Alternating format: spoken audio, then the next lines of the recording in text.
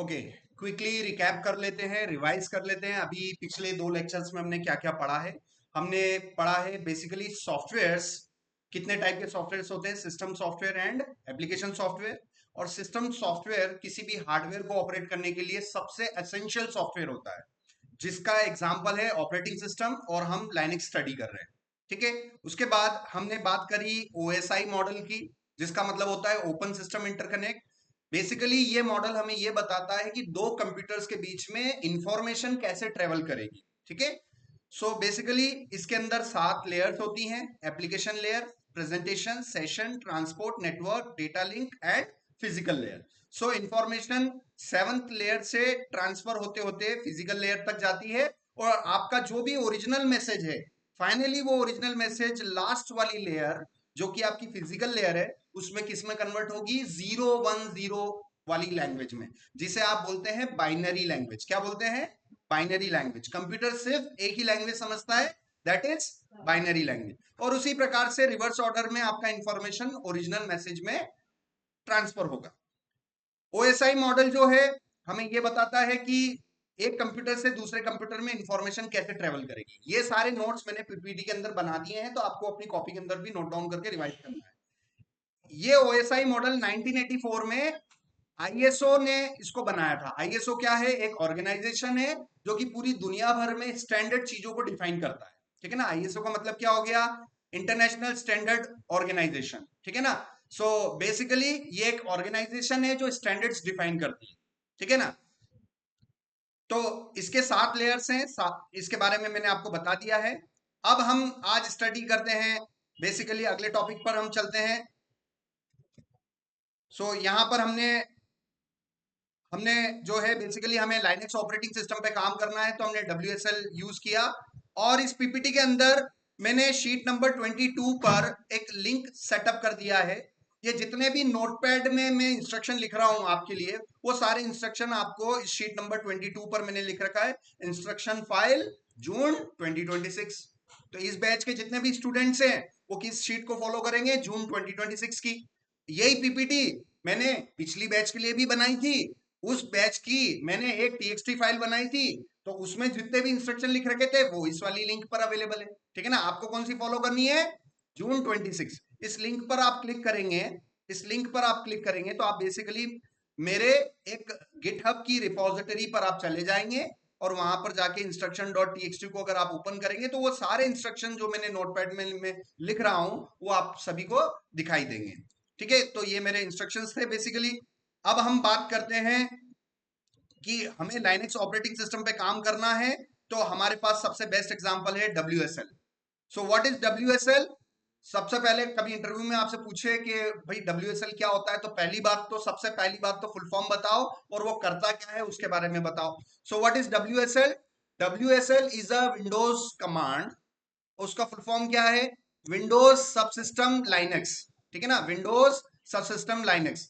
ये WSL command क्या करती है? ये WSL कमांड आपको विंडोज ऑपरेटिंग सिस्टम में रहते हुए आपको किस ऑपरेटिंग सिस्टम में काम करने की फैसिलिटी प्रोवाइड कर रही है? ये लाइनक्स पे काम कर रही है। ठीक है ना, तो आपके अपने विंडोज लैपटॉप को फॉर्मेट करने की जरूरत है क्या? बिल्कुल नहीं है। हम विंडोज में किस कमांड का यूज कर लेंगे? WSL का यूज कर लेंगे, और हम लाइनक्स पे काम कर पाएंगे। ठीक है, अब यहां पर मैं आपको बेसिकली वन बाय वन मैं आपको बताता हूं।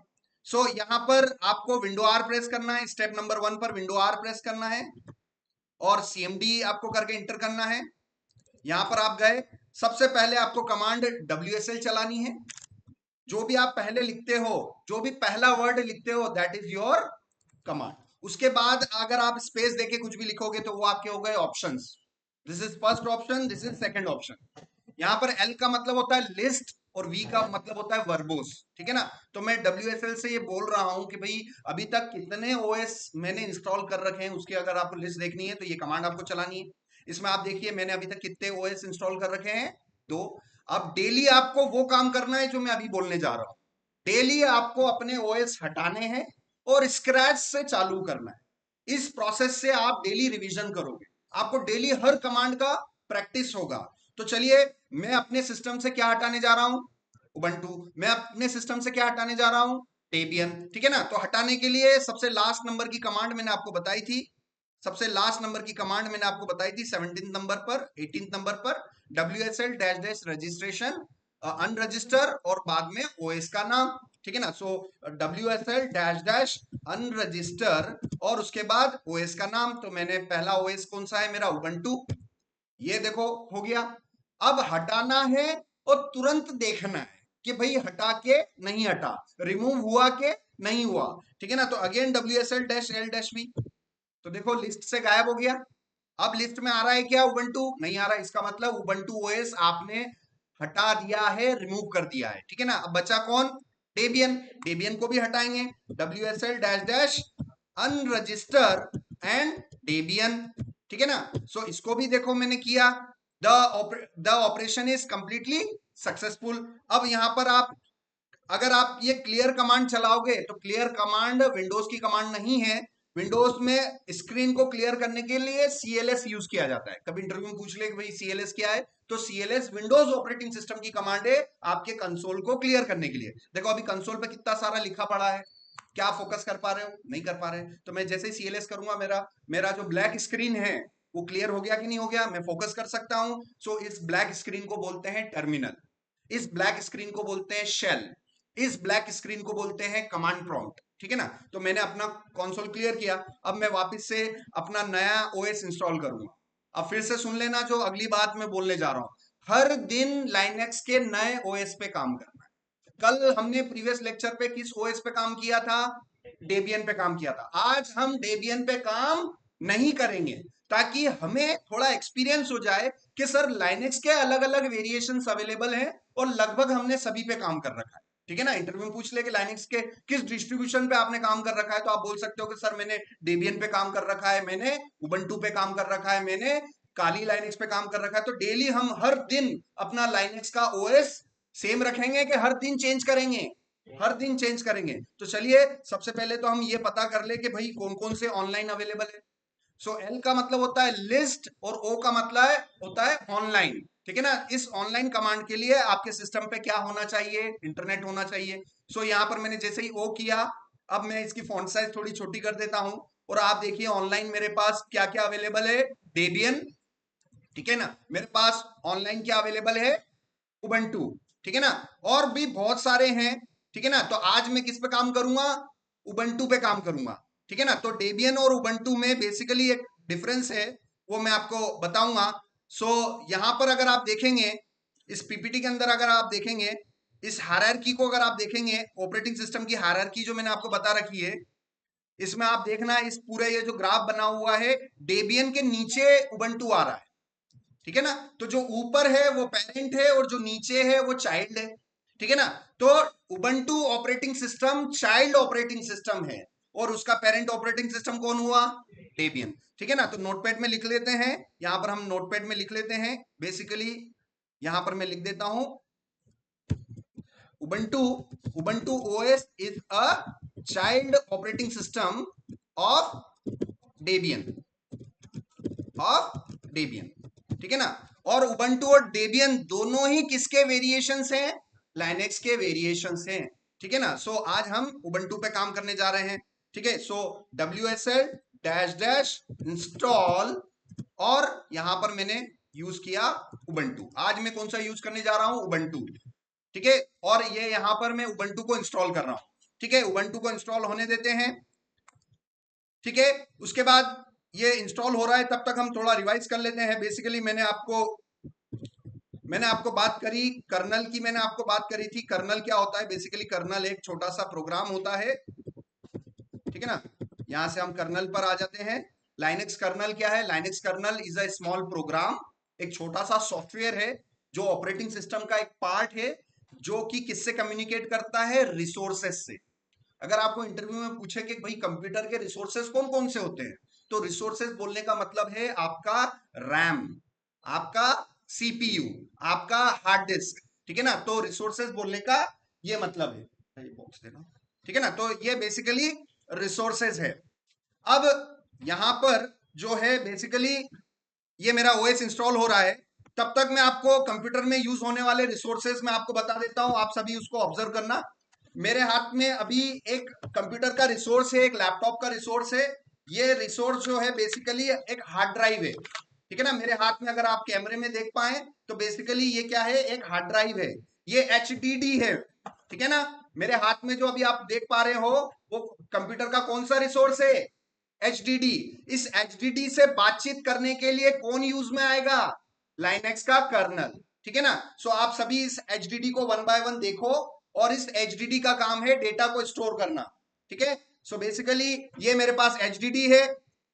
दूसरा, मेरे हाथ में जो अभी रिसोर्सेस आपको दिखाई दे रहे हैं, मेरे हाथ में दो रिसोर्स, मेरे हाथ में एक रिसोर्स दिखाई दे रहा है जिसको बोलते हैं रैम, रैंडम एक्सेस मेमोरी। इसमें एक ब्लैक वाली रैम है और एक ग्रीन वाली रैम है। ये ब्लैक वाली रैम एप्पल ऑपरेटिंग सिस्टम में लगती है, और ये ग्रीन वाली जो रैम है ये विंडोज ऑपरेटिंग सिस्टम में लगती है, विंडोज वाले लैपटॉप में लगती है। इसकी अगर आप यूनिट देखेंगे, इसके लेवल पर अगर यूनिट देखेंगे तो बेसिकली गीगाबाइट्स में इसकी यूनिट होती है, ठीक है ना। तो आप केयरफुली इसके लेबल्स को वॉच करना, कहीं ना कहीं 4 GB या 8 GB लिखा होगा, ठीक है ना। वन बाय वन इस रैम को आप चेक करो, ठीक है ना, और आगे पास करना, ठीक है। बेसिकली तो ये हमारे सिस्टम रिसोर्सेज है। मेरे पास अभी सीपीयू अवेलेबल नहीं है, और नेक्स्ट क्लास में मैं सीपीयू भी, एक छोटा सीपीयू भी लेके आऊंगा और आप सभी को बताऊंगा, आप उस चीज को फील कर पाओ, ऑब्जर्व कर पाओ कि भाई ये कंप्यूटर के मेन कंपोनेंट्स है जिससे आपका पूरा कंप्यूटर ऑपरेट हो रहा है, ठीक है। सो यहां पर हम देखते हैं, अब आप देखिए मैंने अपना उबंटू इंस्टॉल कर लिया। अब इंस्टॉल करते समय यहाँ पर ये मुझसे यूजर नेम पूछ रहा है, मैं यूजर नेम क्या रखूंगा, अनिल, और मेरा पासवर्ड भी क्या रखूंगा, अनिल। सो बेसिकली यहाँ पर मुझे अपना एक यूजर बनाना है, और यूजर बनाते ही आप देखिए मैं सी ड्राइव से चला था और कहा आ चुका हूं, $, पर आ गया हूं, $, पर आ गया हूं। तो कल मैंने ग्रुप के अंदर, इधर सामने देख लेना, कल मैंने व्हाट्सएप में आपसे पूछा था, मैंने व्हाट्सएप पे पूछा था आपसे कि भाई रिसोर्सेज, मैंने आपको व्हाट्सएप पे पूछा था कि अगर सी ड्राइव पर आप हैं, अगर सी कॉलन पर आप वर्क कर रहे हो तो बेसिकली किस ओएस पे काम कर रहे हो। आप में से बहुत सारे बच्चे व्हाट्सएप नहीं पढ़ रहे हैं, आप ये करण नहीं पढ़ रहा है, आप बहुत सारे गलत गलत पोल्स के आंसर दे रहे हो। जब मैं बोल रहा हूं तुम्हें पर्सनली, मैं तुम्हें @ करके मैं बोल रहा हूं कि भाई ऑप्शंस तुम सही कर लो, ठीक है ना। तो अगर सी ड्राइव, सी कॉलन दिख रहा है, it means you are working on Windows operating system. अगर आपका नेम @ और डॉलर दिखाई दे रहा है, it means you are on Linux operating system. मैंने Ctrl L प्रेस किया, ठीक है ना। अब सबसे पहले आप लाइनेक्स में एंटर करते ही सबसे पहला काम ऑपरेटिंग सिस्टम को अपडेट और अपग्रेड करोगे, है ना। ये काम सीक्वेंस में होना चाहिए। सो वन बाय वन मैं यहां पर गया, मैंने अपने इसमें गया, और यहां पर मैंने आपको बता रखा है, जैसे ही आप अपने ओएस में जाओगे सबसे पहला काम क्या करोगे, sudo apt update -y command चलाओगे, ठीक है ना। इससे क्या होगा, आपका ऑपरेटिंग सिस्टम अपडेट होगा। तो sudo apt update -y, ठीक है ना, ये कमांड चलाया। अब ये मुझसे पासवर्ड पूछ रहा है, मैंने पासवर्ड डाल दिया, अनिल, ठीक है ना। और आप देखिए डेबियन पर भी यही कमांड चल रही थी, और अपने उबंटू पे भी यही कमांड चल रही है। तो बेसिकली यहां पर आपको ये देखना होगा कि बेसिकली ये जो कमांड्स हैं ये ऑलमोस्ट काम सेम काम कर रही है ना। तो उबंटू पे जितनी लाइनेक्स कमांड मैं आपको सिखाऊंगा वो 101% सारी के सारी किस पे काम करेगी, वो उबंटू पे भी काम करेगी, क्योंकि दोनों ऑपरेटिंग सिस्टम में काय का रिलेशनशिप है, parent child operating system relationship है, ठीक है ना। तो ये चीज आपको यहां समझनी होगी। अब मैं वापस से sudo apt, अब कौन सी कमांड चलाऊंगा, अपग्रेड -y। ये मैंने अपने ओएस को क्या कर रहा हूं, अपग्रेड कर रहा हूं, ठीक है ना।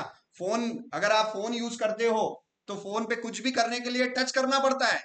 फोन पे कुछ भी ओपन करने के लिए, कुछ भी करने के लिए आपको टच करके काम करते हो कि नहीं करते हो। सो आप जैसे ही फोन पर टच करते हो तो इस कंप्यूटर को क्या जा रहा है, आपके इंस्ट्रक्शंस जा रहे हैं। मगर लाइनेक्स में ऐसा नहीं होता है, लाइनेक्स में आपको कुछ भी काम करने के लिए क्या करना पड़ेगा, कमांड टाइप करनी पड़ेगी, ठीक है ना। ओएस को अपडेट करना है, कमांड लिखो, ओएस को अपग्रेड करना है, कमांड लिखो, फाइल बनानी है, कमांड लिखो, फाइल को रिमूव करना है, कमांड लिखो। तो समझ में आ गया, लाइनेक्स पे काम कमांड से ही होता है, और कमांड्स इस ब्लैक विंडो से की जाती है जिसे लाइनेक्स के अंदर शेल बोला जाता है। क्या बोला जाता है, शेल बोला जाता है, ठीक है ना। अब यहां पर हम देखते हैं पीपीटी के अंदर, यहां पर मैंने लाइनेक्स कर्नल की बात करी। तो लाइनेक्स कर्नल क्या है, एक छोटा सा प्रोग्राम है, एक छोटा सा सॉफ्टवेयर है, किसी ना किसी ने तो बनाया था। और किसने बनाया था, लाइनस टोरावाल्ड ने। कल की पीपीटी में मैं बता चुका हूं। इसकी ऑफिशियल वेबसाइट kernel.org है, इसको ओपन करोगे और kernel.org में आपको लाइनेक्स का वर्जन कौन सा दिखाई दे रहा है अभी आज की तारीख में 7.1। अब मैं आपसे पूछे इंटरव्यू में, आपसे पूछे कि भाई लाइनेक्स का कर्नल आप कैसे चेक करोगे, तो अगली शीट पर मैंने यहाँ पर लिख रखा है how to check Linux kernel we are using. तो आपको ये चेक करना है कि भाई इंटरनेट पर आज की तारीख में तो लेटेस्ट कौन सा चल रहा है 7.1, मगर अभी आपने जो नया नया ये उबंटू इंस्टॉल किया है इसमें लाइनेक्स का कौन सा कर्नल है, क्या 7.1 है कि 7.0 है कि 6.9 है कि 6.8 है, ये आपको इन्वेस्टिगेशन करना पड़ेगा, आपको रिसर्च करना पड़ेगा। उसके लिए यहाँ पर कमांड हमने दे रखी है, उसके लिए कमांड है uname dash r, uname dash r, ये कमांड है बेसिकली। तो यहां पर uname dash r कमांड मुझे चलानी है। कौन सी कमांड है? uname dash r।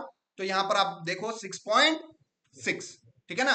सो लाइनेक्स का कर्नल जो है इंटरनेट पर तो 7.1 है, मगर आपने जो उबंटू इंस्टॉल किया है उसमें कर्नल का कौन सा वर्जन आ रहा है 6.6 आ रहा है। इसमें पीपीटी में यूजर नेम लिखा हुआ है, तो मैं एक बार यूजर नेम से भी ट्राई कर लेता हूं, यूजर नेम डैश आर, ठीक है ना, इस डैश आर।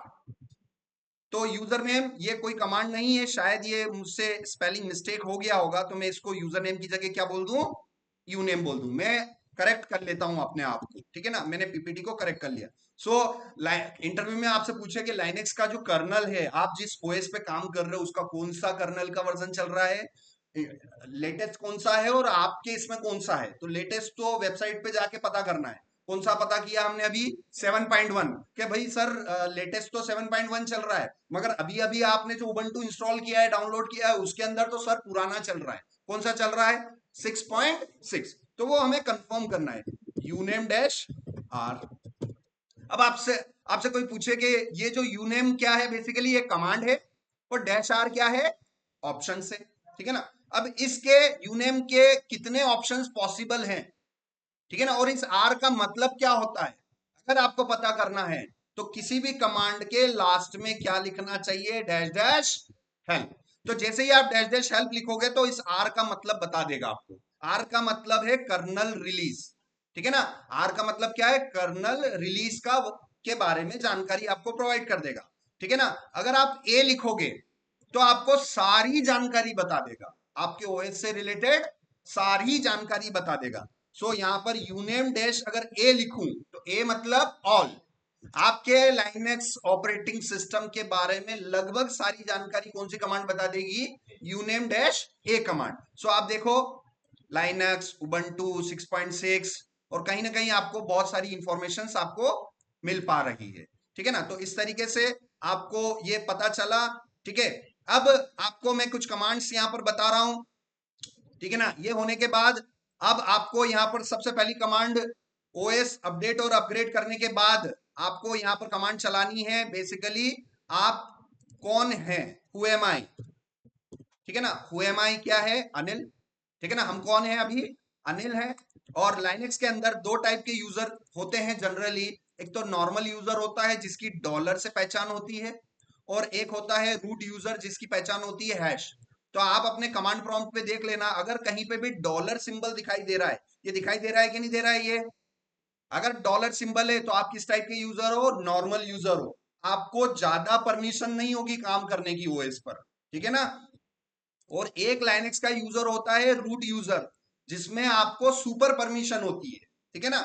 सो लाइनेक्स किस टाइप का ऑपरेटिंग सिस्टम हुआ, मल्टी यूजर ऑपरेटिंग सिस्टम। अभी मैंने कितने यूजर बना रखे हैं, अनिल नाम का यूजर बना रखा है, मुझे अब बनाने हैं मल्टीपल यूजर्स बनाने हैं, तो मुझे सबसे पहले जंप करना पड़ेगा, ठीक है ना। सो अगला मैं यहां पर स्टेप्स लिख देता हूं, यहां पर अगला मैं स्टेप्स लिख देता हूं, 19 नंबर पे मैं स्टेप लिख देता हूं, I want to jump from normal user to root user, ठीक है ना। तो यहां पर मैंने पीपीटी के अंदर लिखा कि भाई मैं नॉर्मल यूजर हूं, अभी मैं कौन हूं, अभी मैं अनिल हूं, और अनिल से मुझे जंप करके किधर जाना है, रूट यूजर में जाना है। तो जब भी नॉर्मल यूजर होता है तो कमांड प्रॉम्प्ट में हमें कौन सा सिंबल देखने को मिलता है, डॉलर। और जब भी रूट यूजर आप बन जाओगे, रूट यूजर में एंटर कर जाओगे, तो कमांड प्रॉम्प्ट में कौन सा सिंबल देखने को मिलेगा, हैश मिलेगा।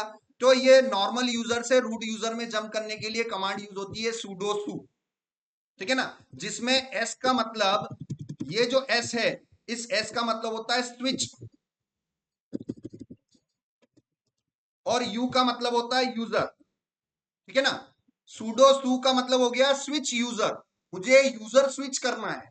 मैं अनिल हूं तो मुझे अनिल से कहा जाना है, रूट यूजर में जाना है। अनिल के पास है less permission, less permission, less permission से मुझे मुझे किधर जाना है, फुल परमिशन की ओर जाना है। ठीक है ना, मुझे लेस परमिशन से मुझे किधर की ओर जाना है, फुल परमिशन पे जाना है। तो मुझे क्या बनना पड़ेगा, मुझे किस यूजर में एंटर करना पड़ेगा, मुझे रूट यूजर में एंटर करना पड़ेगा। रूट यूजर में एंटर करने के लिए आपके पास दो तरीके हैं। ठीक है ना, इसको मैं बोल देता हूं 19.1, ठीक है ना, 19.1, और अगला है 19.2। हर एक स्टेप को आप फॉलो करना। ठीक है ना, तो आप अगर नॉर्मल यूजर है और आपको रूट यूजर में जाना है, तो पहला तरीका, मतलब किसी भी काम को करने के एक से ज्यादा तरीके होते हैं, तो पहला तरीका तो क्या हो गया, सुडोसु। ठीक है ना, तो चलिए सुडोसु कमांड चलाते हैं यहां पर, सुडोसु, और इंटर किया तो देखो मैं क्या हो गया, मैं रूट यूजर हो गया। पहले डॉलर आ रहा था, डॉलर आते ही अब क्या आने लग गया, हैश आने लग गया, और एट द रेट से पहले क्या आने लग गया, रूट। अब मैं अगर हु एम आई करूं तो अनिल आएगा कि रूट आएगा, रूट आ गया। ठीक है, सो ये हो गया, ये तो हमारा पहला तरीका हो गया। अब दूसरा तरीका ये है कि आप जब WSL से एंटर कर रहे हो, तब आप डी आपको लगाना है, डी मतलब डिस्ट्रीब्यूशन, और डिस्ट्रीब्यूशन कौन सा है आपका, उबंटू, और यहां पर आपको यू लगाना है, यू मतलब यूजर नेम। ठीक है ना, और आपको किस यूजर से लॉगिन करना है, रूट से करना है। यहां पर मैं लिख देता हूं भाई, डी का मतलब होता है डिस्ट्रीब्यूशन। लाइनेक्स के कितने डिस्ट्रीब्यूशन पर हम आज दिन तक काम कर चुके हैं, दो डिस्ट्रीब्यूशन पे काम कर चुके हैं। डिस्ट्रीब्यूशन का मतलब होता है वेरिएशन, अलग अलग टाइप्स, लाइनेक्स के टाइप, लाइनेक्स ओएस के कौन कौन से टाइप पर आपने काम कर लिया है। तो सर मैंने कल तो डेबियन पे काम किया था, सर आज आपने किस पे काम करवा दिया, आपने उबंटू पे काम कर लिया, कल हम काली लाइनेक्स पे काम करेंगे, परसों हम आलमा पे करेंगे, फिर हम हर दिन हम अपना ओएस अलग अलग रखेंगे, ताकि आप ये चीज ऑब्जर्व कर सको कि यार सर जितनी भी लाइनेक्स की कमांड है, सारे वेरिएशन पे सारी काम करती है, कुछ एक आध कमांड को छोड़। ठीक है ना, ये चीजें हमें क्या करनी है, ऑब्जर्व करनी है, सीखनी है। ठीक है ना, तो चलिए सबसे पहले तो मैं अपने ऑपरेटिंग सिस्टम से लाइनेक्स से एग्जिट करूंगा। लाइनेक्स लाइनेक्स से बाहर निकलने के लिए कौन सी कमांड, एग्जिट। जैसे ही एग्जिट करोगे तो आप रूट से कहां आ गए, अनिल पर आ गए, अगेन आप लाइनेक्स में ही हो, फिर से मुझे क्या करना पड़ेगा, एग्जिट किया। अब देखो मैं किस ड्राइव पर आ गया हूं, सी कॉलन पर आ गया।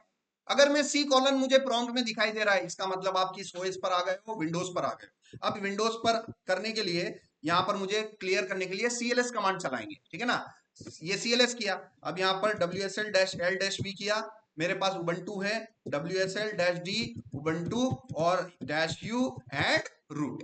तो जैसे ये मैं कमांड करूंगा तो अब मैं किस यूजर में एंटर करूंगा, डायरेक्ट रूट यूजर में एंटर करूंगा। देखो अब भी क्या आ गया, हैश आ गया, और यहां से अगर मैं पूछूं मैं कौन हूं, तो मैं रूट यूजर। तो आपको पता चल गया कि अगर आपको नॉर्मल यूजर से रूट यूजर में जंप करना है तो आपके पास कितने तरीके हैं, दो तरीके हैं। या तो सर मैं नॉर्मल यूजर में जाके सुडोसु कर लूं, या मैं WSL में एंटर करने से पहले मैं कमांड में क्या सप्लाई कर दूं, -U रूट सप्लाई कर दूं। दोनों तरीके से मैं क्या बन सकता हूं, मैं रूट यूजर बन सकता हूं। अगर मैं रूट यूजर हूं तो मैं लाइनेक्स ऑपरेटिंग सिस्टम का सबसे पावरफुल यूजर, मैं कुछ भी कर सकता हूं, मैं किसी के अकाउंट को रिमूव कर सकता हूं, मैं पूरा कंट्रोल आ गया। जैसे आपने सुना होगा ना, मूवीज में आप देखते होंगे, हैकर सिस्टम को हैक करने के बाद पूरा कंट्रोल उनके हाथ में आ जाता है और वो सब कुछ कर सकते हैं। ठीक है ना, उसी प्रकार से अगर आप लाइनेक्स के अंदर रूट यूजर बन गए हो, आपके प्रॉम्प्ट पे हैश दिखाई दे रहा है, मतलब आप सबसे पावरफुल यूजर बन गए हो। अब लाइनेक्स में आप कुछ भी कर सकते हो। अब मुझे नए अकाउंट क्रिएट करने हैं। ठीक है ना, सो 20 नंबर पर how to create new Linux user. अब भाई सबसे पहला यूजर तो मैंने अनिल बना दिया था, जब मैं ओएस इंस्टॉल किया था तब पूछ रहा था ना कि भाई पहला यूजर बना लो, तो मैंने अनिल अनिल दिया, अनिल यूजर नेम और अनिल पासवर्ड। अब मुझे दूसरा नॉर्मल यूजर बनाना है सुनील नाम से। ठीक है ना, मुझे किस नाम से यूजर नेम बनाना है, सुनील। मेरा यूजर नेम में क्या रखना चाहता हूं, सुनील, और मेरा पासवर्ड भी क्या रखूंगा, एक ही फॉर्मूला बता रखा है भाई, जो यूजर नेम वो के वही पासवर्ड देना।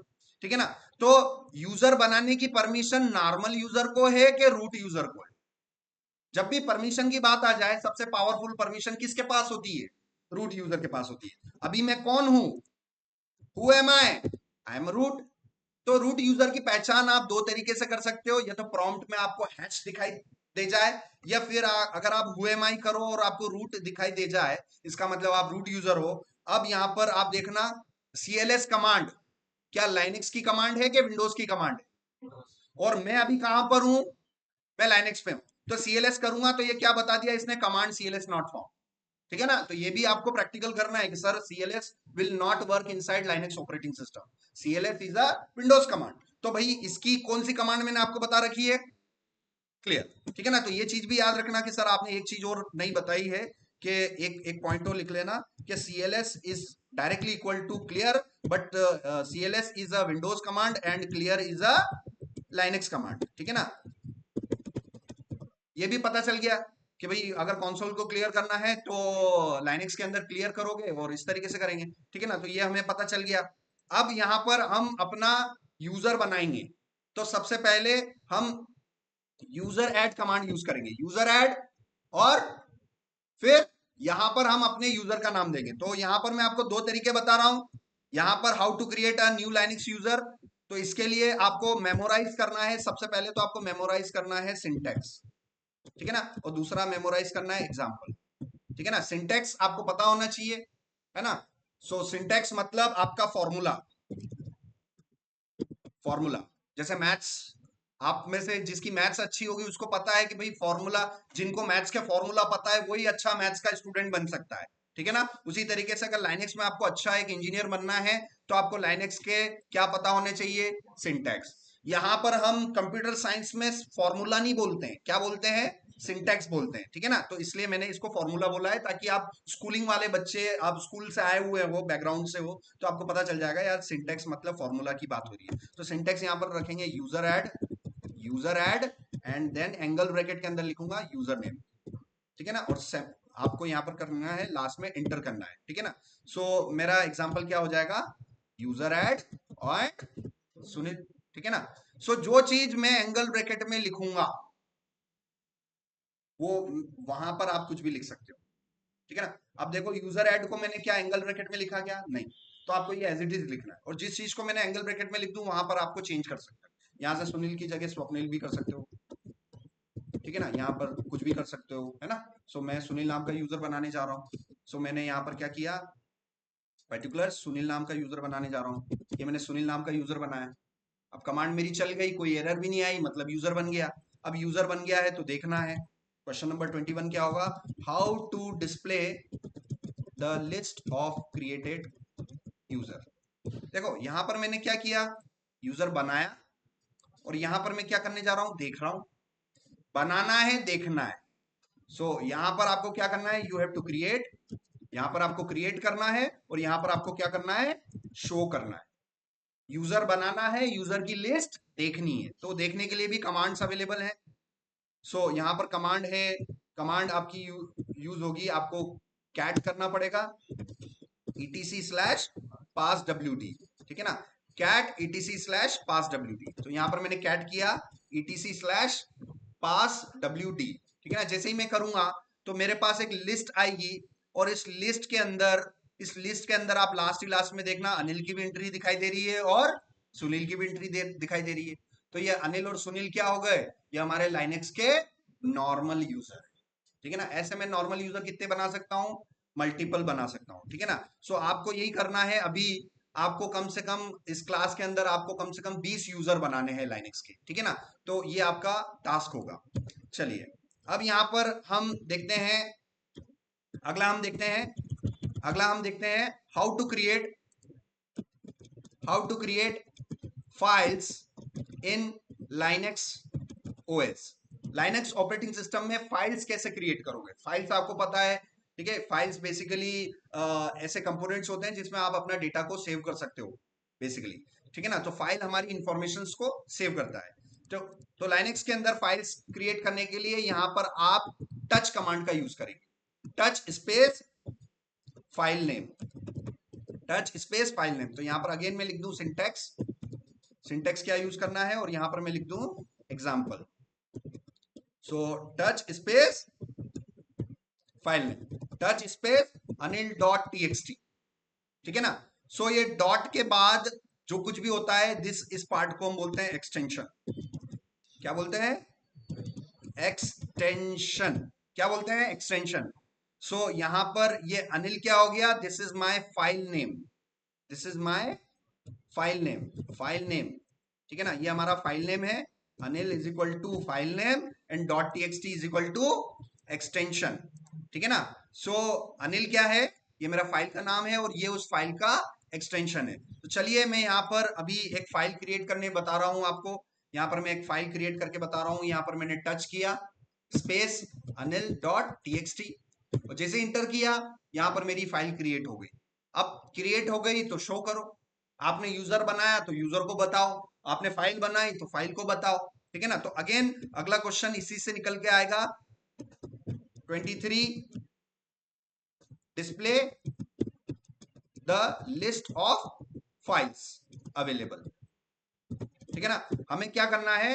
एक हमें अपनी एक लिस्ट बतानी है, तो उसके लिए हम कमांड यूज करेंगे। ls नाम की एक कमांड होती है, ls-al, ठीक है ना। इसमें ls तो हो गई हमारी कमांड और डैश के बाद उसके बाद जो कुछ भी आता है उसको हम बोलते हैं ऑप्शन, ठीक है ना। सो यहाँ पर हम देखते हैं ls-al, ठीक है ना। यहाँ पर मैंने ls-al किया। अब देखो मेरे पास बहुत सारा कुछ कुछ दिखाई दे रहा है, कुछ लिस्ट है। इस लिस्ट में से आप देखना सुनील anil.txt नाम की फाइल आपको दिखाई देगी।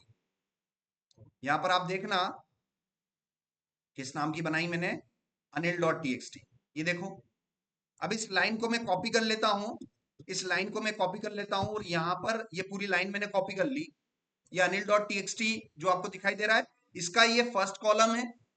कॉलम, ऐसे वर्टिकल लाइंस को क्या क्या बोलते हैं? कॉलम्स। और ऐसे हॉरिजॉन्टल लाइंस को कंप्यूटर में क्या बोलते हैं? रो। आपको थोड़ा बहुत एक्सेल वेक्सेल पता हो तो आपको पता है कि भाई वर्टिकल लाइंस को क्या बोलते हैं? कॉलम बोलते हैं। और हॉरिजॉन्टल लाइंस को क्या बोलते हैं हम? रो। तो ये जो पहला वर्टिकल लाइन है, ये पहला जो कॉलम आपको दिखाई दे रहा है, इसमें आपको कुछ दिखाई दे रहा है डैश RWX, ये दिखाई दे रहा है, ये पहला वाला डैश RWX RWX RWX। उसके बाद देखो स्पेस आ गया, स्पेस आ गया मतलब दूसरा कॉलम, दूसरे कॉलम में लिखा हुआ है 1, उसके बाद स्पेस आ गया, उसके बाद लिखा हुआ है अनिल, तीसरा column. So this is my column number, this is my column number 1, this is my column number 2। इसको थोड़ा सा मैं टैब दे देता हूं ताकि आपको पूरा पता चले, ठीक है ना। समझ में आ रहा है? तीसरे कॉलम में क्या लिखा हुआ है? Column number 3 and so on. इसमें से पहले कॉलम को आपको केयरफुली ऑब्जर्व करना है। इस पहले कॉलम का पहला कैरेक्टर क्या दिखाई दे रहा है आपको? डैश। अगर डैश दिखाई दे तो आपको मानना है कि आपने क्या बना दी? एक फाइल बना दी। अगर डैश की जगह डी आपको दिखाई दे रहा है तो आपने क्या बना दी? लाइनेक्स के अंदर डायरेक्टरी बता दी, डायरेक्टरी शो कर दी, ठीक है ना। तो आप देखिए ये anil.txt रहा और इस anil.txt का ये जो RWX वाला जो पहला पार्ट है, ये मेरा कॉलम नंबर फर्स्ट है। इसी कॉलम नंबर फर्स्ट को हम बोलते हैं परमिशन स्ट्रिंग, ठीक है ना। इसी कॉलम नंबर फर्स्ट को हम बोलते हैं परमिशन स्ट्रिंग, ठीक है ना। इसको हम बोलते हैं परमिशन स्ट्रिंग। ये RWX इसको क्या बोलेंगे? Permission string. इस परमिशन स्ट्रिंग में पहला कैरेक्टर, ये जो दिखाई दे रहा है ना, जैसे अल्फाबेट्स जितने भी होते हैं ना, उनको कंप्यूटर साइंस में अल्फाबेट्स नहीं बोलते, क्या बोलते हैं? कैरेक्टर बोलते हैं। आपके कीबोर्ड पर जितने भी आपको ABCD दिखाई दे रही ना, उसको आप कंप्यूटर साइंस में अल्फाबेट्स बोलोगे कि कैरेक्टर बोलोगे? आपको कैरेक्टर बोलना है क्योंकि आप इंग्लिश नहीं पढ़ रहे हो, आप कंप्यूटर साइंस पढ़ रहे हो, ठीक है ना। जिस प्रकार से मैंने यहाँ पर बताया कि भाई फॉर्मूला को क्या बोलोगे कंप्यूटर साइंस में? सिंटेक्स बोलोगे कि मुझे सिंटेक्स याद रखना है, ठीक है ना। उधर उसी तरीके से यहाँ पर ये जो छोटे छोटे जो कैरेक्टर्स हैं, ये अल्फाबेट्स हैं, ये सिंबल्स हैं, इनको आप क्या बोलोगे? कैरेक्टर। सो फर्स्ट कैरेक्टर अगर होगा तो फाइल होगा और अगर डी हुआ उसकी जगह तो डायरेक्टरी होगा। सो यहाँ पर आपने देखा anil.txt में ये जो पहला कैरेक्टर आपको दिखाई दे रहा है, what is this? If you see anil.txt वाली लाइन अगर आप देखोगे तो पहला कैरेक्टर आपको क्या दिखाई दे रहा है? डैश दिखाई दे रहा है। डैश अगर होगा मतलब फाइल होगा, ठीक है ना। सो ये मैंने किया। अब यहां पर अगला क्वेश्चन यहां पर उसी से बन जाता है। क्वेश्चन नंबर 24 में यहां पर बनाऊंगा। क्वेश्चन नंबर 24 यहां पर किया, how to create a directory in, बंद कर दो उसको, बंद कर दो, साइलेंट करके ही आना है क्लास में।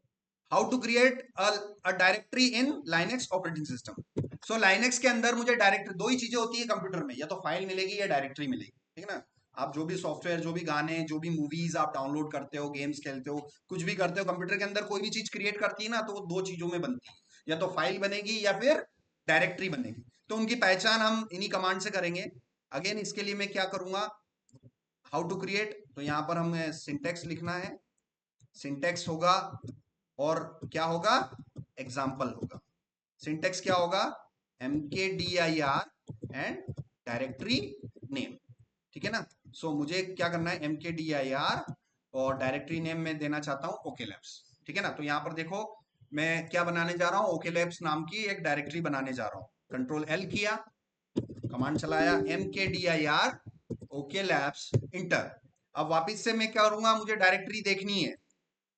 सो वापिस से, if you want to see the list of files or directory, if you want to see the files or directory, तो कमांड एक ही है, ls-al। सो यहां पर मैंने ls-al किया, तो आपको यहां पर आपको ls-al किया और एंटर किया, तो यहां पर आप देखना लिस्ट में कहीं ना कहीं ओके लैब्स नाम का कुछ मिलेगा। ओके लैब्स नाम का लिस्ट में आप देखना, ओके लैब्स नाम से कहां बना, कैसे बना, ये ओके लैब्स नाम की वाली लाइन, ये कॉपी करी और आप अपने नोटपैड में पेस्ट कर लो, आप अपने नोटपैड में पेस्ट कर लो, ठीक है ना। ये RWX वाली इस कॉलम को आप क्या बोलोगे, परमिशन स्ट्रिंग। परमिशन स्ट्रिंग का पहला कैरेक्टर अगर डैश है तो फाइल है, और डी है तो डायरेक्टरी। तो ओके लैब्स जो है ये क्या है, एक डायरेक्टरी है। इसी लाइन को मैं वापस से कॉपी कर लूं, अनिल वाली लाइन को, है ना, दोनों अनिल डॉट टीएक्सटी को भी मैं कॉपी कर लूं, इसको भी मैंने कॉपी किया और इसको भी यहां मैंने पेस्ट कर दिया। तो अब आप बताओ अनिल डॉट टीएक्सटी क्या है, एक फाइल है। बताओ ओके लैब्स क्या है, एक डायरेक्टरी। तो यहां पर फॉर्मूला लिख लेना कि अगर डैश है, dash equals to file and D equal to directory, ठीक है ना। सो ये आपने यहां पर इस तरीके से आपने इसको बनाया, ठीक है ना। सो ये लाइनेक्स का बेसिकली मैंने आपको फाइल्स और डायरेक्टरी क्रिएट करना बताया, ठीक है। सो यहां पर हम ये देखेंगे कि सबसे पहले ये मैंने इसको क्लियर किया, अब आप अपने ओएस के बारे में पता करना है। अब अगला क्वेश्चन ये है, 25 नंबर पे क्वेश्चन ये है, which Linux OS you are working on. Interview में आपसे पूछ ले कि अगर आप लाइनेक्स के अंदर हो, तो लाइनेक्स के तो कितने वेरिएशन मार्केट में अवेलेबल है, बहुत सारे, डेबियन, उबंटू, काली, ऐसे कर करके कितने लाइनेक्स के वेरिएशन मार्केट में अवेलेबल है, बहुत सारे हैं, ठीक है ना। तो अब आप कैसे पता करो, क्योंकि ये यूनेम डैश आर वाली कमांड से तो लाइनेक्स की ज्यादा डिटेल नहीं पता चल पा रही है। ये यूनेम डैश, अगर मैं यूनेम डैश ए कर दूं तो मुझे लाइनेक्स की ज्यादा, लाइनेक्स ऑपरेटिंग सिस्टम की इंफॉर्मेशन दे रहा है क्या, नहीं दे रहा है, ये नहीं दे रहा है, ये सिर्फ कर्नल के बारे में जानकारी दे रहा है, ओएस के बारे में जानकारी नहीं दे रहा है। तो ओएस के बारे में जानकारी के लिए मैं आपको अच्छी कमांड बता रहा हूं, आपको एक फाइल को कैट करना है, etc/os-release नाम की फाइल को कैट करना है। अब ये कैट क्या होता है, फाइल के कंटेंट को देखने के लिए हम कैट यूज करते हैं, ठीक है ना। सो कैट का मतलब होता है कंकैटिनेशन, कॉन्कैटिनेशन, ठीक है ना। कैट का मतलब होता है concatenation. So concatenation is used to display a file record. So यहां पर मैंने कैट किया, कैट स्लैश etc/os-release। तो जैसे ही मैं os-release करूंगा तो आप बता सकते हो कि sir I am working on Ubuntu operating system, ठीक है ना। सो ये बेसिकली आपने किस पे काम कर रहे हैं, उबंटू ओएस पे काम कर रहे हैं, ठीक है ना। तो ये मैंने आपको ओएस के बारे में भी जानकारी दी, ठीक है। अब वो कहाँ है, हार्ड डिस्क कहाँ है मेरी, ये यहां पर है बेसिकली। अब ये हार्ड डिस्क को आपने केयरफुली ऑब्जर्व किया, और ये जिस लैपटॉप पे मैं काम कर रहा हूं इसके अगर मैं स्क्रू ड्राइवर खोल के अगर आपको बताऊं, कहीं ना कहीं ऐसा चीज निकलेगा, वो भी मेरे स्टोरेज का काम कर रहा है। अभी ये अनिल डॉट टीएक्सटी फाइल जो मैंने आपके सामने बनाई, ये अनिल डॉट टीएक्सटी फाइल मैंने आपके सामने जो बनाई, ये फाइल बन के कहां जाके स्टोर होगी, इस हार्ड डिस्क के अंदर। अगर मेरे लैपटॉप को खोलूं तो कहीं ना कहीं ये वाला कंपोनेंट निकलेगा कि नहीं निकलेगा, जिसका काम क्या है, डेटा को स्टोर करना। anil.txt मैंने जो फाइल बनाई है वो जाके कहाँ स्टोर हो रही है? क्या वो रैम के अंदर स्टोर होगी कि हार्ड डिस्क के अंदर स्टोर होगी? हार्ड डिस्क के अंदर। आप कोई भी फाइल बनाते हो रैम में स्टोर होगी कि हार्ड डिस्क के अंदर? हार्ड डिस्क के अंदर, ठीक है ना। तो अब इस हार्ड डिस्क की मुझे क्या करनी है, स्टोरेज पता करनी है। तो मेरे पास दो तरीके हैं। आप बोलोगे सर स्क्रू ड्राइवर दो, अभी आपका लैपटॉप खोल के हार्ड डिस्क निकाल के ना उसका लेबल पढ़ के बता दूंगा कि सर 1 TB है कि क्या है, ठीक है ना। इस हार्ड ड्राइव को केयरफुली देखो, लेबल पे क्या लिखा हुआ है, 1 TB लिखा हुआ है। बेटा फटाफट दो उधर पीछे, ठीक है ना। सो इस हार्ड ड्राइव पर यहां पर आपको दिखाई दे रहा है। अब अगला क्वेश्चन इसी से बनता है, question number 26, how to check the storage capacity of your HDD। आप जिस लैपटॉप पे काम कर रहे हो और उसके अंदर स्टोरेज कैपेसिटी कितनी है, या तो वो कैपेसिटी GB में मिलेगी या TB में मिलेगी, ठीक है ना। आप मोबाइल फोन खरीदने जाते हो, मोबाइल फोन खरीदने जाते हो, आप बोलते हो ना फोन वाली दुकान वाले को कि भैया 512 GB वाला देना, 1 TB वाला देना, 256 वाला देना, जितना ज्यादा कैपेसिटी उतना ज्यादा महंगा फोन। ये रूल पता ही है भैया आपको। उसी तरीके से यहाँ पर स्टोरेज की यूनिट होती है GB और TB, ठीक है ना। GB का मतलब होता है गीगाबाइट, गीगाबाइट, और TB का मतलब होता है टेराबाइट। समझ में आ रहा है? तो अब मेरे लैपटॉप का, मैं जिस OS पे काम कर रहा हूं, इसके अंदर मुझे, इस लैपटॉप के अंदर मुझे अगर स्टोरेज पता करना है तो आपके पास दो तरीके। पहला तो आप क्या बोलोगे, सर स्क्रू ड्राइवर दो, अभी खोल के आपकी हार्ड डिस्क खोल के लेबल पढ़ के बता दूं, जैसा कि आपने अभी बताया। और अगर आप स्मार्ट इंजीनियर होंगे, लाइनेक्स इंजीनियर, तो आप किससे पता करोगे, कमांड के थ्रू पता करोगे। तो वो कमांड है DF-H, ठीक है ना, DF-H। तो ये DF मतलब होता है, D का मतलब होता है डिस्क, डिस्क मतलब हार्ड डिस्क, DF। यहां पर D का मतलब हो गया डिस्क और F का मतलब होता है फ्री। तो ये डिस्क फ्री एक कमांड है जो कि आपकी स्टोरेज की कैपेसिटी बता देगा, ठीक है ना। तो आप देखना यहां पर स्टोरेज मेरे लगभग, मेरा जो स्टोरेज कैपेसिटी आ रहा है 1.7 G लिखा हुआ आ रहा है कि नहीं आ रहा है? इसका मतलब मेरे पास कितना GB का हार्ड ड्राइव है मेरे लैपटॉप में, 1.7G। अब ये 1.7G का मतलब है 2 GB का, 2 GB का, सॉरी सॉरी, ये वाला देखना आप, ड्राइवर्स वाला देखना, यहाँ पर 228 GB लिखा हुआ है, 255 GB। साइज वाला कॉलम देखना है, 255 GB। मतलब मेरे पास जो कैपेसिटी है वो 256 GB की कैपेसिटी है। अब कैपेसिटी हमेशा 2 के मल्टीपल में आती है, ठीक है ना।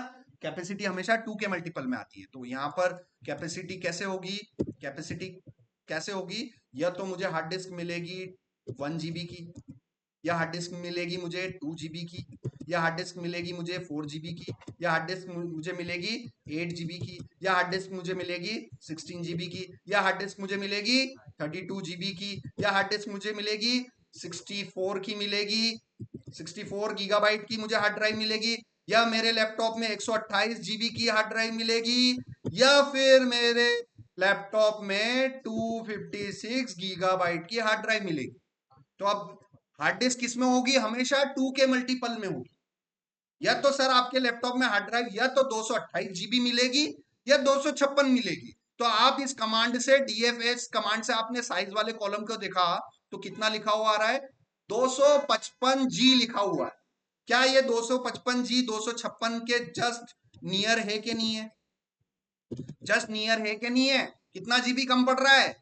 1 GB कम पड़ रहा है। ये 1 GB किस बात का है भाई? ऑपरेटिंग सिस्टम जब डालते हो ना हार्डवेयर पर, उसको भी तो जगह चाहिए, ऑपरेटिंग सिस्टम की फाइलों को भी तो उसके अंदर जगह चाहिए। तो ये जगह जो है किसको चली गई, बची हुई जो डिफरेंस है ये OS को गई, ठीक है ना। आप मोबाइल फोन खरीदते हो, आपने 256 का मोबाइल फोन खरीदा, और जब आप उसकी डिस्क स्पेस चेक करते हो, एग्जैक्ट 256 फ्री आता है कि थोड़ा बहुत कम आता है? थोड़ा चीजें ऑब्जर्व करते हो कि नहीं करते हो कि यार मैंने फोन तो यार 256 GB का खरीदा या 512 का खरीदा, मगर 512 पूरा दिखाई नहीं देता, उसमें 1-2 GB कम ही आता है। तो भाई वो जगह कहाँ जा रही है, वो ऑपरेटिंग सिस्टम को जा रही है, ठीक है ना।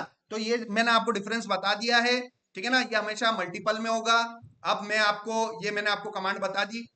अब सिस्टम का रिसोर्सेज, आपका जो कर्नल है, लाइनेक्स का जो कर्नल है, ठीक है ना, इस लाइनेक्स के आर्किटेक्चर को देखो। लाइनेक्स का कर्नल क्या है? लाइनेक्स का कर्नल एक छोटा सा प्रोग्राम है जो आपके हार्डवेयर को कंट्रोल करता है। आप कोई भी फाइल बना रहे हो तो आप कमांड कहां से लिख रहे हो? टच कमांड कहां से लिख रहे हो? शेल से लिख रहे हो। वो शेल वाली कमांड को रीड कौन कर रहा है? वो कर्नल कर रहा है। कर्नल क्या है? एक छोटा सा प्रोग्राम है जो हमें दिखेगा नहीं मगर होता है। वो कर्नल आपकी हार्ड ड्राइव को कंट्रोल कर रहा है। ये जो आपकी हार्ड ड्राइव है ना, पर्टिकुलर ये वाली हार्ड ड्राइव, ये वाली हार्ड ड्राइव, ये क्या है मेरा? ये अंदर वाला circle hardware. This is hardware. Hardware किसे बोलते हो? कंप्यूटर के ऐसे पार्ट जिसको आप हाथों से छू सकते हो, फिजिकल डिवाइस। फिजिकल डिवाइस मतलब बेसिकली ऐसे कंप्यूटर के पार्ट जिनको हाथों से छू सकते हो। मगर सॉफ्टवेयर को छू सकते हो क्या? टच कर सकते हो? नहीं कर सकते हो। वो भाई वर्चुअल फॉर्मेट में होता है, वो कोडिंग होती है बेसिकली।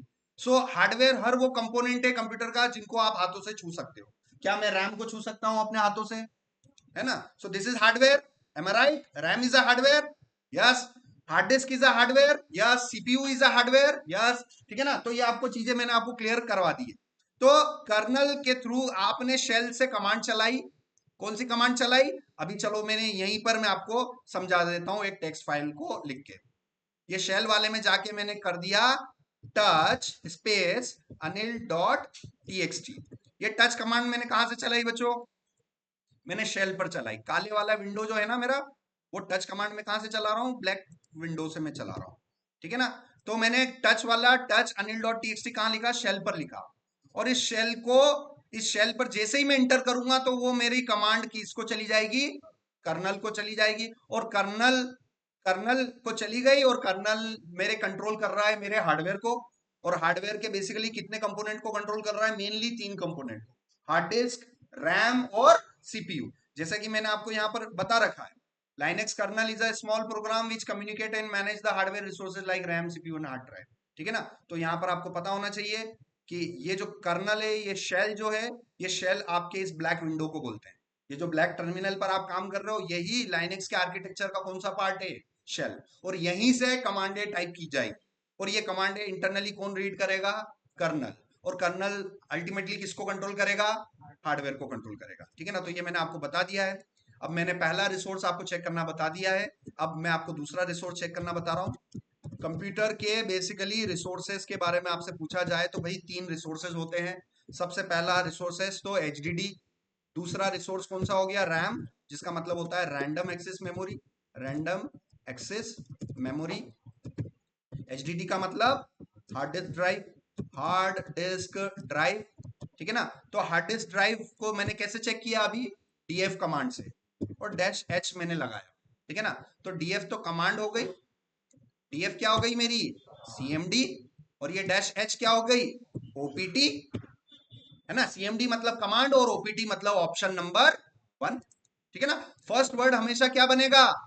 कमांड बनेगा। उसके बाद डैश वैश करके कुछ आ रहा है तो उसको क्या बोलोगे? ऑप्शंस बोलोगे।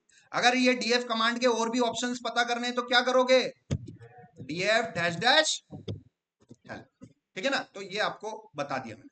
अब मैंने आपसे पूछा कि चलो मेरे लैपटॉप की रैम बताओ। आप 2 चीजें बोलोगे, या तो सर आप स्क्रू ड्राइवर दे दो, अभी आपके लैपटॉप का ऑपरेशन करके ना आपकी रैम निकाल के आपके हाथों में दे देंगे, ना आप खुद ही लेबल पढ़ लेना कि आपके पास कितने 512 एमबी की रैम है कि जीबी की है कि कितनी की है। आपके पास 2 तरीके हैं। ठीक है ना? कौन सा तरीका हम अपनाएंगे? ऑब्वियसली हम कमांड का तरीका अपनाएंगे। तो कमांड है यहाँ पर free command, free dash H. ठीक है ना? इसमें एच स्मॉल में लिखना है, इसमें एच कैपिटल में लिखना है। ठीक है ना? इस एच का मतलब होता है human. Human, human readable. Human मतलब इंसान।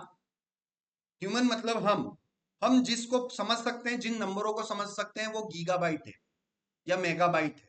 अगर मेरे को ऐसा नंबर दे दिया जाए 100 तो मैं उन नंबरों को नहीं समझ पाऊंगा। अगर मेरे को ये दिख जाए हाँ 256 जी, तो मैं समझ जाऊंगा कि भाई ये किसकी बात कर रहा है? गीगाबाइट की बात कर रहा है। या 1T, ये टेराबाइट की बात कर रहा है। तो ह्यूमन रीडेबल बेसिकली यहां पर है। अब इसी कमांड में, डीएफ कमांड में, अगर मैं ये एच लिखना भूल जाऊं और इंटर कर दूं तो मेरे को ये क्या दे देगा? लंबे चौड़े नंबर्स दे देगा। कुछ नंबर्स दे दिए क्या इंसान इन नंबरों को, क्या ह्यूमन इन नंबरों को समझ पाएगा? नहीं समझ पाओगे। भाई आप मोबाइल खरीदने जाते हो, आप ये बोलते हो कि भाई मेरे को 2,256,9,100 बाइट का स्टोरेज दे दो। बोलते हो क्या? क्या बोलते हो कि भाई 512 GB वाला फोन दे दो, 256 वाला जीबी फोन दे दो, या 1 TB वाला फोन दो, मेरे को आईफोन लेना है 1 GB वाला, 1 TB वाला। भाई बात किस में करते हो? जीबी और टीबी में करते हो ना। कभी भी नंबर्स में बात करते हो क्या? नहीं करते। तो हमें लाइनेक्स के अंदर आपको कुछ फ्लैग्स दिए गए हैं। H stand for human readable. इसके बारे में डैश डैश हेल्प में अगर कर लूं तो आपको थोड़ा और भी पता चल जाएगा। इस कैपिटल H का मतलब हो गया, स्मॉल h का मतलब हो गया ह्यूमन रीडेबल। ठीक है ना। सो यहाँ पर मुझे रिसोर्सेज पता करने हैं, तो मेरे पास दो तरीके हैं, या तो free dash h command use करूं। अब मुझे रैम के बारे में पता करना है, फ्री डैश स्मॉल h। तो देखो ये आ गया। पहला तो मैम लिखा हुआ है और दूसरा स्वैप लिखा हुआ है। मैम मतलब मेमोरी। ये जो है, ये जो चिप है, ये क्या है मेरे कंप्यूटर की? मेमोरी है। इसको रैम बोलते हो मगर बोला क्या जाता है? इसको मेमोरी बोला जाता है। सो मेमोरी, मैम। सो ये जो पहली वाली जो लाइन दिखाई दे रही है, ये पहला वाला जो दिखाई दे रहा है, ये मेरे कंप्यूटर के अंदर मेमोरी है। ऐसी चिप लगी होगी मेरे लैपटॉप में, और उसका ये देखो टोटल लिखा हुआ है। टोटल लिखा हुआ है, टोटल 7.7 GI लिखा हुआ है। कितना लिखा हुआ है? 7.7 GI लिखा हुआ है। अभी मैंने अभी आपको बताया, रैम किस में होगी? हमेशा 2 के मल्टीप्लीकेशन में होगी। या तो मेरी रैम कितनी होगी? 4 GB होगी या 8 GB होगी। तो क्या मेरी रैम, ये जो 7.7 GI लिखा हुआ है, क्या ये 8 GI के नियरेस्ट है कि नहीं है? 7.7। इसका मतलब ये डिफरेंस जो आ रहा है, 300 मेगाबाइट का जो डिफरेंस आ रहा है, ये भाई कहां जा रहा है? ये ऑपरेटिंग सिस्टम को मेमोरी में लोड कर रहा है। ऑपरेटिंग सिस्टम की फाइलों को हार्ड डिस्क पे स्टोर किया, उसके लिए जगह चाहिए। ऑपरेटिंग सिस्टम को मेमोरी में लोड करने के लिए भी जगह चाहिए ताकि काम कर सके। समझ में आया? तो ये छोटा सा डिफरेंस किस लिए आ रहा है? ऑपरेटिंग सिस्टम को मेमोरी में लोड करके काम करने के लिए ये स्पेस हो रहा है। ठीक है ना। तो ऑलमोस्ट ये मैंने आपको कंप्यूटर के कितने रिसोर्सेज की कैपेसिटी चेक करना बता दी, 2 रिसोर्सेज की। अब लास्ट एंड फाइनल मैं आपको बता दूं, तीसरा जो हमारा कंप्यूटर रिसोर्सेज, अगर इंटरव्यू में पूछे कि कंप्यूटर रिसोर्सेज कितने होते हैं, तो 3 टाइप के रिसोर्सेज होते हैं। Storage, memory. ये पहला पार्ट को बोलते हैं स्टोरेज। क्या बोलते हैं? स्टोरेज। दूसरे पार्ट को क्या बोलते हैं? मेमोरी, जिसे हम बोलते हैं रैम। तो तीसरा पार्ट होता है हमारा सीपीयू, जिसको हम बोलते हैं central processing unit. Central processing unit. और ये होता है कंप्यूटर का ब्रेन। ठीक है ना। इसकी कमांड होती है LSCPU। ठीक है ना। इसकी कमांड होती है LSCPU। ठीक है ना। तो अगेन अगर आप मेरे लैपटॉप में कौन सा सीपीयू लगा हुआ है, i5 का लगा हुआ है कि i7 है कि AMD राइजन है, कि कौन सा सीपीयू है, दो तरीके हैं, तो खोल के बता दो या फिर कमांड से पता कर लें। या LSCPU मैंने किया, इंटर किया, तो इसने मेरी पूरे सीपीयू की जानकारी दे दी कि सर आपके लैपटॉप में है ना इंटेल का सीपीयू लगा हुआ है, और इंटेल का सर i7 है, और सर वो 10th जनरेशन वाला हाई कंप्यूटिंग सीपीयू है, और सर उसका गीगाहर्ट्ज जो है ना 2.2 गीगाहर्ट्ज है।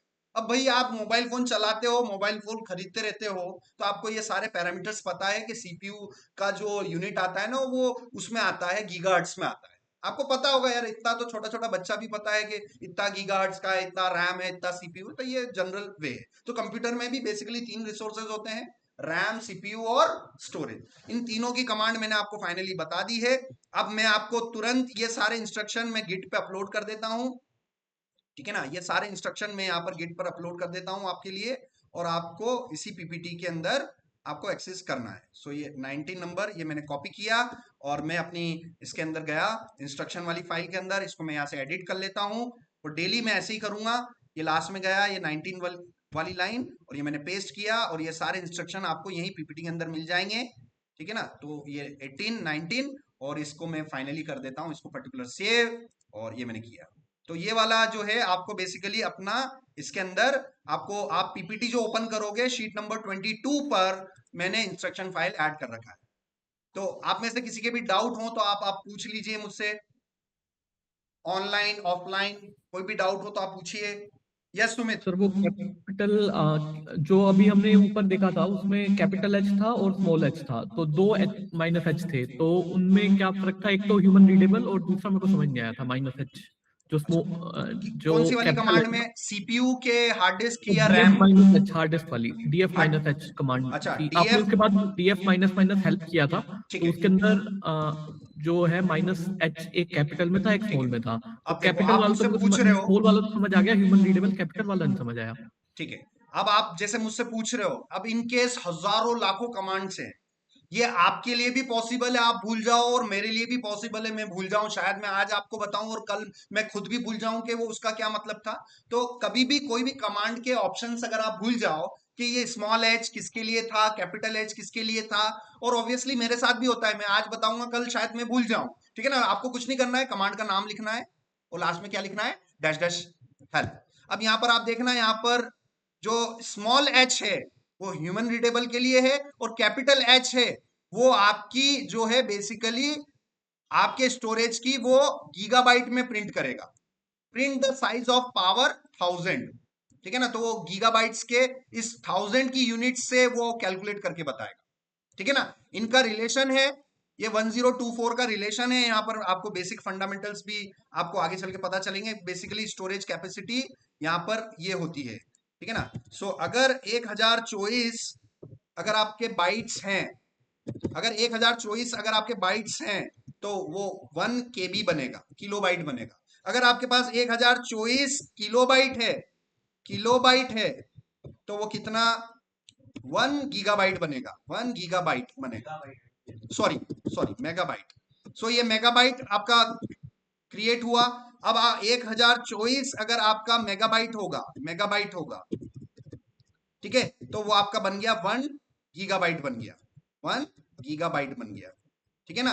और 1024 अगर आपका गीगाबाइट होगा, आपका गीगाबाइट होगा, तो वो कितना बन जाएगा, 1 टेराबाइट बन जाएगा, ठीक है ना। तो आपको ये पता होना चाहिए यूनिट कन्वर्जन कि भाई कितने कितने सेंटीमीटर मिलके कितने इंचेस बनते हैं। बेसिक बेसिक मैथ्स पढ़ते हो ना, उसी तरीके से बेसिक कंप्यूटर साइंस पढ़ने के लिए ये कन्वर्जन्स आपको पता होने चाहिए। अब आप कंप्यूटर साइंस पढ़ रहे हो, कंप्यूटर इंजीनियरिंग पढ़ रहे हो, सॉफ्टवेयर इंजीनियरिंग पढ़ रहे हो, तो कंप्यूटर से रिलेटेड यूनिट्स के बारे में आपको जानकारी होनी चाहिए, तो ये रिलेशंस भी आपको याद रखने हैं।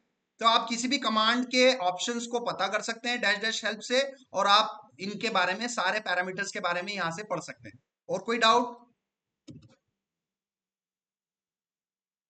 सुमित क्लियर हुआ? यस। ओके, बस एक कोई डाउट आपके लिए? ठीक है, ऑफलाइन क्लास में किसी को कोई डाउट हो तो पूछ लो। नो सर, ओके नो सब प्रैक्टिस कर रहे हैं तो उसके हिसाब से कुछ डाउट है तो ओके। पूछ लें। रिपॉजिटरी क्या होता है, ठीक है। रिपॉजिटरी बेसिकली गिटहब एक वेबसाइट है। हाँ हाँ, तो मैं आपको बता रहा हूँ बेसिकली गिटहब एक ऐसी वेबसाइट है जहां पर आप अपनी फाइल्स को, आप अपनी कोडिंग को सेव कर सकते हो, और सेव करने के लिए आपको यहाँ पर एक प्रकार का एक डायरेक्टरी बनानी होती है जिसे हम रिपॉजिटरी बोलते हैं। अभी एटलीस्ट इतना समझो, आने वाली क्लासेस में बहुत डिटेल में मैं आपको सब कुछ सिखा दूंगा। अभी इतना समझो कि जो भी फाइल्स और डायरेक्टरीज और नोट्स और जो भी आप बना रहे हो वो हम ऑनलाइन स्टोर कर रहे हैं, ताकि कल को मेरे लैपटॉप में आग लग जाए, चोरी हो जाए, कुछ भी हो जाए तो मेरा डाटा नहीं जाए। तो मैं अपने डेटा को कहाँ स्टोर कर रहा हूँ, गिटहब पे स्टोर कर रहा हूँ, ठीक है ना। जैसे आप अपने फोन के अंदर फोटोज और वीडियोज और ये सब फोन के अंदर रखते हो, क्या क्लाउड पे उसका एक बैकअप भी रखते हो, ठीक है ना। बैकअप भी रखते हैं, क्यों? क्योंकि हमारे लिए डाटा इंपॉर्टेंट है। उसी तरीके से सॉफ्टवेयर इंजीनियर के लिए क्या इंपॉर्टेंट है, उनकी फाइल्स और डायरेक्टरी और कोडिंग्स, उनको आप अपने लैपटॉप के अंदर सुरक्षित रखोगे कि साथ साथ में ऑनलाइन क्लाउड पर, गिटहब पर उसको सुरक्षित रखोगे। हमें क्लाउड पर रखना पड़ेगा, गिटहब पे रखना पड़ेगा, तो बेसिकली गिटहब पर हमें रिपॉजिटरी बना बना के सेव करना पड़ेगा अपने डाटा को, ठीक है ना। तो आने वाली क्लासेस में पूरा डिटेल में बताऊंगा, ठीक है ना। और कोई डाउट? ठीक है, आप सभी अब ऑफलाइन सेशन के लिए आप अपना प्रैक्टिकल आप करेंगे, ठीक है।